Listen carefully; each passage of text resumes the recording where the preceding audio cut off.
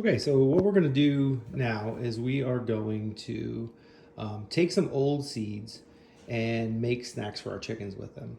So what you can do is take any old seeds that you have if you don't know if they're going to be super viable and you don't want to mess around with testing it, or if it's just some varieties that you grew that didn't grow great for you the previous year, you can use some of these. So like we grew these last year. They did not do super well here in Vermont, so I'm not going to grow these again. We grew these in Florida. These three varieties here, they grew great in Florida, but they didn't do well here. I'm not exactly sure why. You would think most brassicas would do well in cooler climates like Vermont, but they just didn't. They didn't thrive here. Like I said, they did really, really well in Florida. So I'm going to take these and utilize these too. And then we have some leftover lettuce seeds that I got as like, gift seeds with other orders in the past. And I think we just had these from a while back. But, they're probably kind of old. I don't know if they're still going to be usable. So, not that big of a deal to just take them and throw them into something for the chickens. As you can see, these were packed for the 2017 season, so these are 5 years old, right? Um, they're probably not gonna be super highly viable seeds. We might get 20%, 40% germination out of these. So I don't really want to mess around with that for stuff that we're going to grow for ourselves. But I also don't need to throw them away. So what I'm going to do is I took a tray, I put some soil in, just some standard potting soil. I soaked it down with our homemade soaker. You just kind of give it a little squirt. This soaker, in case you haven't seen it before, is something I saw online on a YouTube video from somebody in Asia. And they just took 2-liter bottles or 1-liter bottles, whatever you have, and drill a bunch of little holes in the top of the bottle with your littlest drill bit that you have. So put a bunch of holes in, and it actually works really well, even for just watering houseplants, because you can totally pinpoint where you want things to go, and you don't get a giant, huge stream of water to knock the dirt all up. So what we're gonna do here is we're just gonna take these seeds, and we're just going to sprinkle them around. So let's just start with this lettuce packet here. Nothing special here, just some lettuce seeds. And open this packet up. You can see there's still a ton in there. Like I said, I don't believe these will be mostly viable, but that's okay. We don't care. If we get 10% viability, well, that's great. That's 10% that will grow into leaves that I can then feed the chickens. And we're just going to sprinkle them over the soil. Just sprinkle them around. You can see that we got a bunch on there. There they are. And there's none over here, right? No seeds there. But that's okay. What we're going to do then is I'll take another packet of lettuce of a different kind. Don't really matter, once again. These are old seeds that are left over that I wasn't going to use anyway, and that I don't believe will be super viable. So it's okay. We'll just throw them in. And if they grow, terrific. If they don't, no big deal, right? No worries. This is a great way to get rid of some of these old seeds that you don't need. One of the things that you do have to make sure is that the food that you're growing, right, so whatever you're trying to plant, is something that's actually edible to a chicken, right? So like this is pai sai, which is like a bok choy, right? It's a Chinese cabbage. These I got at an Asian grocery store in Tampa when we lived in Florida. They grew great in Tampa. Like I said, I don't know why they didn't do well here. It's kind of a disappointment because they were so delicious when we grew them in Florida. But these seeds are kind of old. We have a whole bunch of them, right?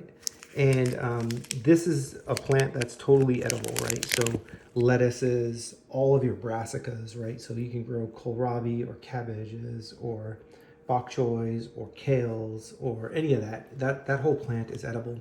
So as long as the plant is edible, you wouldn't want to grow something like in your nightshade family, right? So you don't want to give your chickens baby tomato plants. Now, would a couple baby tomato plants kill your chicken? Probably not, but it's still something that's not good for them. So you don't want to do that, right? Only give them stuff that they should be eating. So I'm just going to really thickly, seed this tray, because basically what we're looking for here is kind of a microgreen environment, right? We want stuff that's going to grow up thick, be small, that we can just kind of trim back with some scissors and then feed to the chickens. And then once it all kind of grows out and we cut it all back, we can then just direct seed some more. So here's a whole bunch of more seeds. This is these purple lady bok choys. These were actually really highly reviewed or rated on the Baker Creek Seeds website. I was really excited to try them, but they just really did not do well here. We tried them in pots and we tried them in the ground, and neither one was successful. I don't know if they don't like the colder weather, if they don't like the moisture that's here, because it does rain a lot here. I'm not exactly sure, but they did not like growing here. So that's all right though. Hopefully, you know, most of them sprouted. They just didn't form giant plants. So no big deal though, because we are not growing them for giant plants here.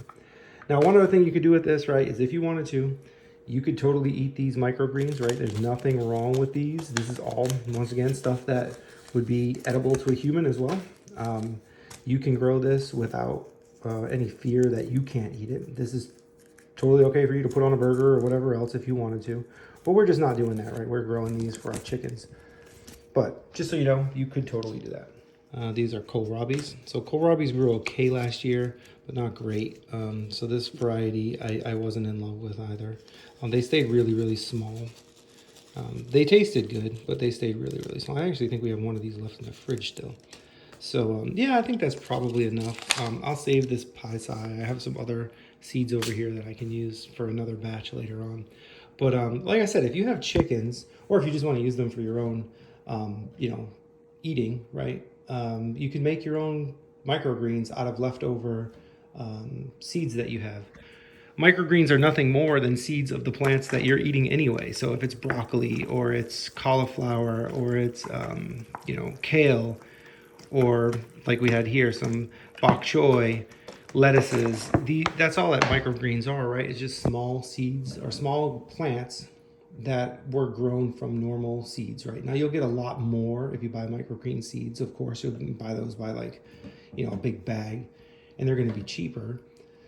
But these are basically free, right? Because these are just leftover seeds that we had that we didn't plant, that we were not going to plant. So, I mean, instead of throwing them away, we can turn them into something that's usable. And it's the same thing that you could do. You could take your seeds from any plant that you can eat the leaves of. Once again, don't grow your peppers, your tomatoes, things that you can't eat the leaves of. You don't want to eat those. You get sick.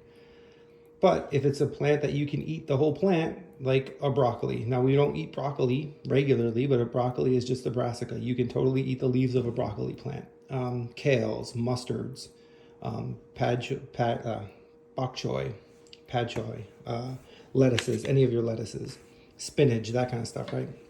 All of those things are totally edible. You can grow them, cut them when they're little, and they'll be delicious. So with our onions, as I showed in the previous video that we put out, we would normally put some perlite over our seeds, right, like this.